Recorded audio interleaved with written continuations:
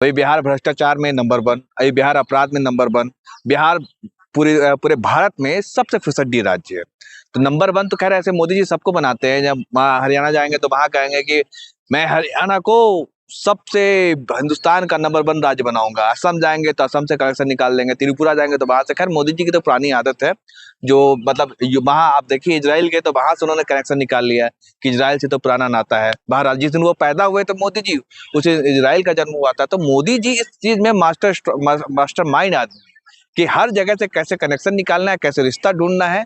ये उनकी जो नीति है ना, जो वो सब लोग जान चुके हैं। बहरहाल अब बात आती है कि बिहार कहाँ है। नीतीश कुमार जिस जो एक वक्त में ऐसे पावरफुल शख्सियत थे और जिनका जनाधार बिहार के न केवल बिहार बल्कि पूरे देश में जिस तरीके से था, लोग उनकी लोकप्रियता, जो वाकई जो लोकप्रियता थी, उनको सलाम करते थे क्योंकि वो समाजवादी थे। बीजेपी के साथ रह करके भी उन्होंने जिस तरीके से सेकुलर रहे, दाढ़ी टोपी हर तरीके का जिस तरह से उन्होंने सम्मान किया, तिलक और टोपी को साथ लेकर के चले, वो वाकई काबिले तारीफ थी। और उनका जो सम्मान था वो हर धर्म, हर जाति और हर मजहब के लोगों के बीच था, उनकी स्वीकार्यता थी। लेकिन भाजपा एक जगह पर ही पूरे हिंदुस्तान में मात खा रही थी किसी नेता से, तो वो थे नीतीश कुमार। लेकिन नीतीश कुमार जब से बीमार पड़े और जिस तरीके से उनके जो मानसिक स्थिति, मानसिक संतुलन बिगड़ा, उसके बाद से जो हाल हुआ आप लोग देख रहे हैं। बिहार में नए युग के तरह पर देखा जाता है, उनका बेटा को उत्तराधिकारी देखा जा रहा है जेडीयू का। हाँ। कहा जा रहा है जो बाप के जगह पर अब बेटा संभालेंगे बिहार को। ठीक है, तो ये सबसे पहला सवाल तो मोदी जी से ये है कि ये अब पूरी भारतीय जनता पार्टी से क्या था उनका नारा? परिवारवाद के रथ पर 2014 में सवार होकर के आए थे और कहा था कि परिवारवाद को उखाड़ के फेंकना है, खत्म कर देना है। तो नीतीश कुमार के जो बेटे हैं, बताइए कि नीतीश कुमार साहब के जो बेटे आप डिप्टी सीएम बनने वाले हैं, इसमें कोई किंतु परंतु नहीं है। लगभग तय हो चुका है, सब सारी डील हो चुकी है। आप बताइए कि नीतीश कुमार के बेटे बनेंगे डिप्टी सीएम, तो ये क्या परिवारवाद नहीं है? ये जवाब देंगे भारतीय जनता पार्टी के लोग? किस मुंह से ये लोग कहते हैं कि परिवारवाद? अखिलेश यादव पे कहेंगे परिवारवाद, तेजस्वी यादव पे कहेंगे परिवारवाद, राहुल गांधी, प्रियंका गांधी पे कहेंगे कि परिवारवाद की जर्नी है।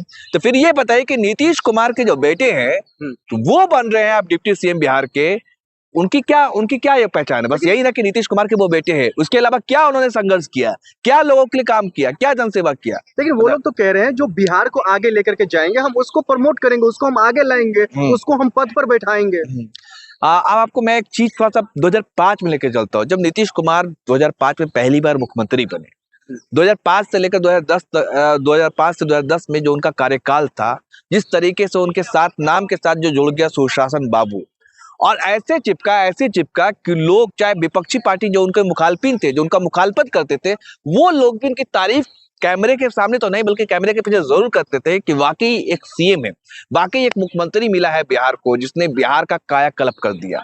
और बिहार के हर लोगों में उनकी एक जो स्वीकार्यता थी, उनकी एक्सेप्टेंस थी, जिससे बीजेपी बौखलाई हुई थी, घबराई हुई थी। लेकिन नीतीश कुमार 2010 में जब प्रचंड बहुमत के साथ जीत करके आए, वो भी तब जब लालू प्रसाद यादव हट्टे कट्टे थे, पूरी तरीके से एक्टिव थे पॉलिटिक्स में और जनसभा को संबोधित करते थे।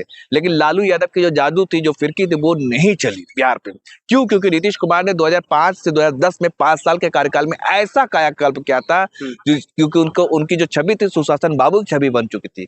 लेकिन उनकी नजर पड़ गई कि हमें अब प्रधानमंत्री बनना है, बिहार से कदम अपने खींच लिए दिल्ली की तरफ। यही उनसे मिस्टेक हुई और उनको ये लगा था कि अटल बिहारी आडवाणी के बाद तो मैं ही हूँ एनडीए में सबसे बड़ा नेता। उनकी शख्सियत के आगे मोदी तो थे ही नहीं। नीतीश कुमार की जो शख्सियत और जो पद था, उनके मुकाबले नरेंद्र मोदी कहीं नहीं ठहरते थे। आपने एक फोटो देखा होगा कि नीतीश कुमार बैठे हैं चेयर पर और नरेंद्र मोदी पीछे से आकर के कुछ कान में कह रहे हैं। ये कद था नीतीश कुमार का। तो नीतीश कुमार को यह लगा था कि एनडीए की तरफ से प्रधानमंत्री का जो कैंडिडेट होगा, मुझे घोषित किया जाएगा। लेकिन यहीं पर भारतीय जनता पार्टी ने उनके साथ खेल